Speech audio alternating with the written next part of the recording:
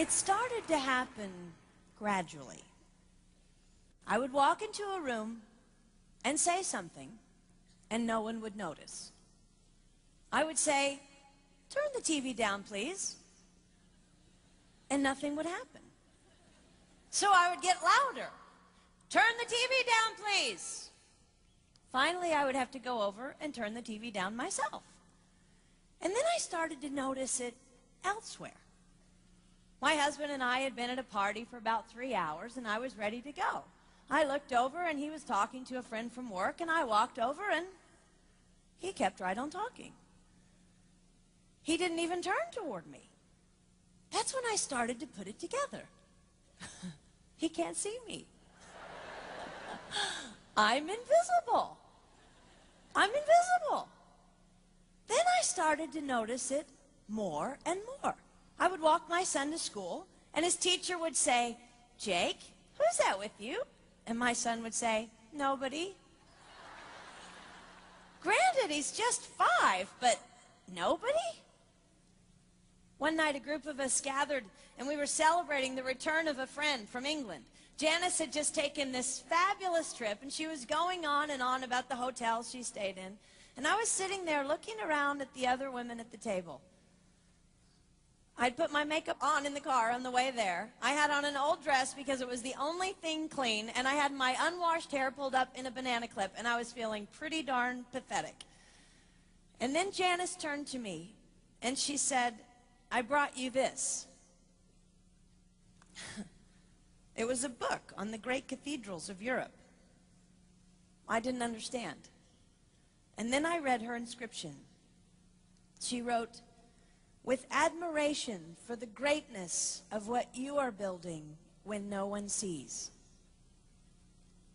You can't name the names of the people who built the great cathedrals.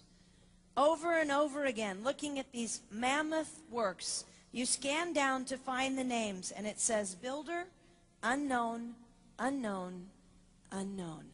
They completed things not knowing that anyone would notice.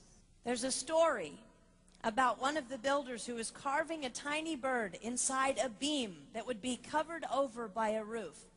And someone came up to him and said, "Why are you spending so much time on something no one will ever see?" And it's reported that the builder replied, "Because God sees." They trusted that God saw everything. They gave their whole lives for a work, a mammoth work, they would never see finished. They showed up day after day. Some of these cathedrals took over 100 years to build. That was more than one working man's lifetime. Day after day. And they made personal sacrifices for no credit. Showing up at a job they would never see finished, for a building their name would never be on.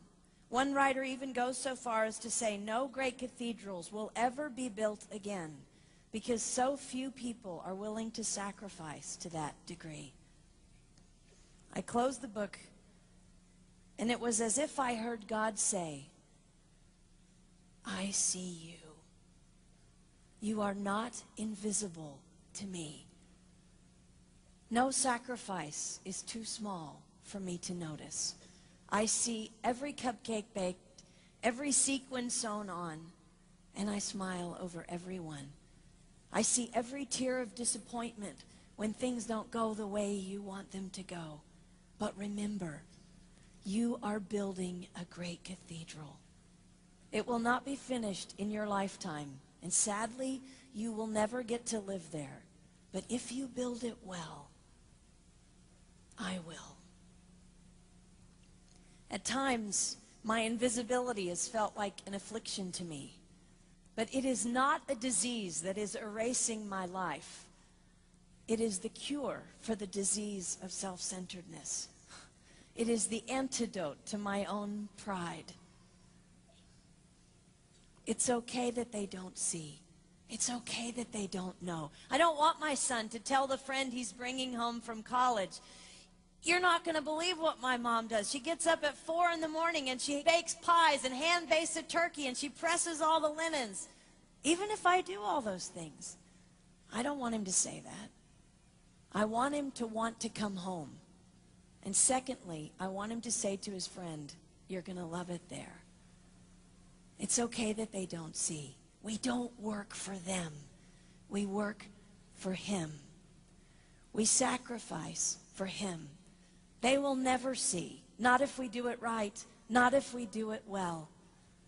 Let's pray that our work will stand as a monument to an even greater God.